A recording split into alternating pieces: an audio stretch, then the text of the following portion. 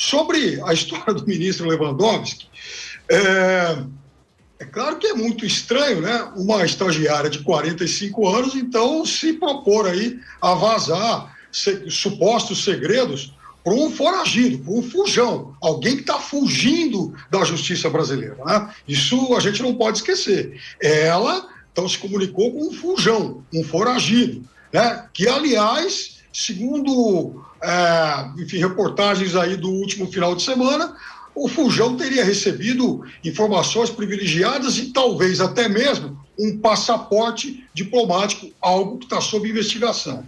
Mas a verdade é o seguinte, independentemente do papel sujo que ela fez, ou patriótico para alguns, algo que me consta, nada de relevante acabou sendo vazado, né? Pelo menos nada que pudesse ter sido, nada que fosse publicado pelo fujão em questão.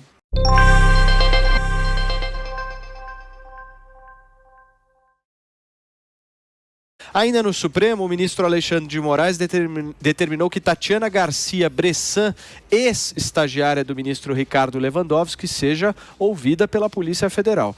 A estagiária teria procurado o blogueiro Alan dos Santos para demonstrar interesse em trabalhar no gabinete da deputada federal Bia Kicis. Alan, por sua vez, pediu que Tatiana atuasse como informante no gabinete de Lewandowski. A partir de conversas que a estagiária teve com outras pessoas, foi levantada a suspeita sobre a lisura das decisões tomadas pelo ministro. Em nota, o gabinete de Lewandowski diz que todas as decisões proferidas por ele têm fundamentação constitucional e a eventual modificação delas ocorre por meio de recursos cabíveis apresentados nos autos e também julgados individual ou coletivamente. Eu não sei em que mundo Piperno vive, né? Mas a coisa mais grave dessa denúncia, né, a essência da reportagem, das trocas de conversas aqui, alguma fonte deu à Folha de São Paulo, por exemplo, né? A essência é justamente a denúncia que ela fez, trabalhando ali no gabinete do ministro amigo do Lula, né? Amigo de família e tudo, o Lewandowski, de que ele recebia ligações e mudava o voto. Isso devia ser o escândalo de hoje, devia ser manchete, tudo. O que a imprensa está fazendo, Paulo? Chamando a fonte de um jornalista de informante, espiã e por aí vai. Eu jurava que esse tipo de coisa fosse comum no jornalismo. Eu jurava que todo jornalista quase tivesse alguém de dentro de várias repartições do próprio executivo, são as fontes, ligações. Agora, uma pessoa que trabalha num gabinete que voluntariamente vai conversar com um jornalista, chamado de blogueiro bolsonarista por militantes esquerdistas disfarçados de jornalistas nas redações de jornais, né? É uma fonte que deveria ter seu sigilo. Vão destruir a vida dela, o próprio Supremo já está querendo convocá-la para prestar esclarecimentos, a mídia está tratando a mulher como uma espiã, né? E olha como é que as coisas são invertidas no nosso país. Então a gente descobre agora que esquerdista, que se diz jornalista, tem fonte. E gente que é independente ou simpática a governo de direita, esses são blogueiros com espiãs, né? É um negócio ridículo. Agora, a bolha foi furada. Eu lamento informar os meus queridos pares, esse bando de militante esquerdista na imprensa. A bolha de vocês foi furada. Temos redes sociais hoje, tá? E aí, sobre o presidente, é exatamente esse novo duplo padrão. Decisões antigas permitiram o presidente prestar esclarecimento por escrito e o Bolsonaro iam decidir, como o próprio Piperno já previu aí, iam decidir que ele fosse constrangido a ir. Ele se antecipou e se ofereceu aí, inclusive, porque está tentando pacificar as relações que o lado de lá não quer, porque mantém gente presa de forma ilegal, persegue e tudo mais. Então, para o povo fora da bolha midiática, está muito claro quem joga fora das 4 linhas da Constituição com salvo-conduto para todo tipo de abuso e com um baita de um duplo padrão. A fonte do Alan dos Santos trabalhava no Supremo enquanto ele era jornalista no Brasil. Então, isso que o Piperno falou de chamar ele de fujão é não lembrar que o Alan dos Santos, quando ele tinha aqui o Terça Livre lá em Brasília, ele tinha uma lagostinha que ele usava para se referir aos ministros do Supremo e teve durante todo o tempo aqui no Brasil coragem de dizer qual era o problema de cada um dos ministros do Supremo. Aqui no Brasil não tem nada de história de fujão, não. Foi alguém que sempre confrontou dentro do Brasil o Supremo Tribunal Federal, os ministros que abusavam do poder.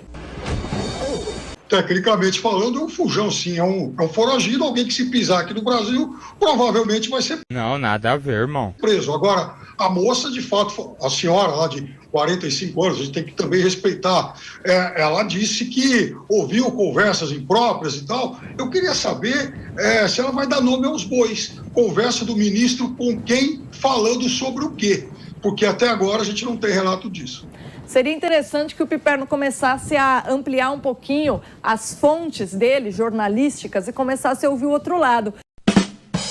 Porque se ele acompanhasse, por exemplo, tivesse acompanhado o próprio Terça Livre no ano de 2019, 2020, antes do Alan dos Santos ser obrigado a sair do Brasil, porque ele teve Polícia Federal, a mando de ministro do STF, ameaçando a família dele na casa dele, e foi uma decisão pessoal de deixar o Brasil para evitar de ver a sua liberdade violada sistematicamente. Se ele assistisse um pouco desses canais alternativos, ele teria aí hoje resposta às suas perguntas. Fica a dica. Corte rápido. Faca. É Tramontina. Ele é um fora da lei, alguém que fugiu para não ser preso. Apresente as provas de algo que você está falando sem ter um pingo de fundamentação. É alguém que deixou o Brasil por perceber que aqui a sua liberdade era afrontada sistematicamente, simplesmente por ser um jornalista conservador. Alguém que saiu do Brasil Esse foi o crime do Alan dos Santos. Ser um jornalista conservador que via méritos do governo. Constantino. Fala, Constantino. Fora da lei é o STF, fora da lei é o inquérito que o STF abriu. Isso é fora da lei. Bom, aí você pode discutir com os homens do Supremo, mas como eles são, por enquanto, até que a lei mude, a Suprema Corte, então, por enquanto, vale o que eles decidiram. O argumento então da você autoridade. defende o Estado absolutista, policialista. Não, isso não é um Estado absolutista.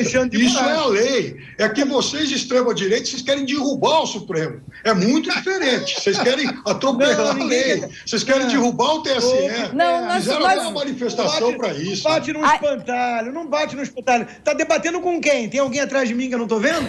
Eu quero derrubar o Supremo, eu quero que o Supremo seja uma corte constitucional, que ele não seja o primeiro a rasgar a Constituição. É simples assim, tá? Essa é a única, única exigência, que o Supremo se comporte, que os ministros que hoje estão no Supremo honrem a toga. É com os ministros o problema de muitos brasileiros, não é a Constituição não, Piperno. Piperno, para fechar, por favor.